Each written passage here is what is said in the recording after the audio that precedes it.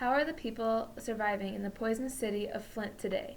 People learn to cope with things, as life as we know it is always changing, even when it is as severe as a lead contamination that developed into a water crisis.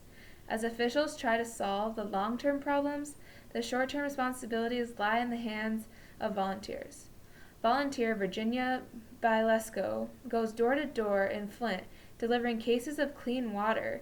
When interviewed by Kane Faribaugh from the Voice of America, she said, "If you can't afford to leave an area and you're stuck in it, think about everything you do. Brushing your teeth, showering, cooking. I mean, we use water for a lot more than just drinking water." The people of Flint are forced to cut down on water usage and live life in a much more conservative fashion. Terrence Johnson, also a resident of Flint, claimed that he hasn't had a real shower in 1 year. Also, when asked if leaving Flint, he said, "No, this is my home." The strong people of Flint are learning not to take their water supply for granted. Businesses in Flint are also suffering. Atanas Z, who was interviewed by Brenna Hawk from the Detroit Eater, owns a local restaurant where he is struggling to make ends meet. He is considering closing his doors after 20 years in the business. Nobody wants to eat out anymore. The people of Flint are having a very hard time trusting anyone after being lied to for so long. Restaurants were forced to install commercial-grade filters for $1,800 each, which did not help their business. The economy as a whole in this Michigan city has taken a huge blow since they are unable to attract people to live, work, and go to school there. The water source has been switched back to Lake Huron.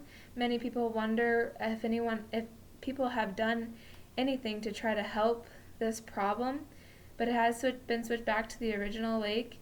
Teams of professionals are still working to test the water to find out when it'll be safe to consume again.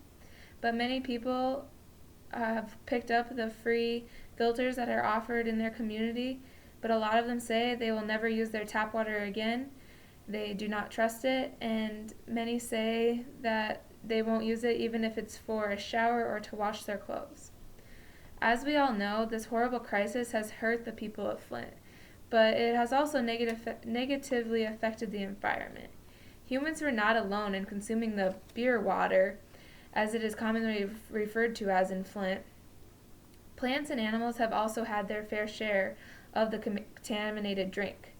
Dogs in Flint have been tested positive for lead poisoning like the many humans in Flint. Lead affects animals the same way it affects people, says Sammy Hanna, a vet tech in Michigan. Plants are not as affected as animals, but they did not go unharmed. The large amounts of lead found in the water seeped into the ground where it is sucked up by the plant roots.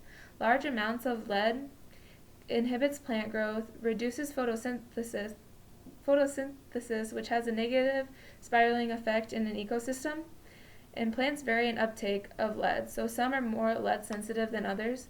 All living things are fighting to survive in the poisonous city of Flint.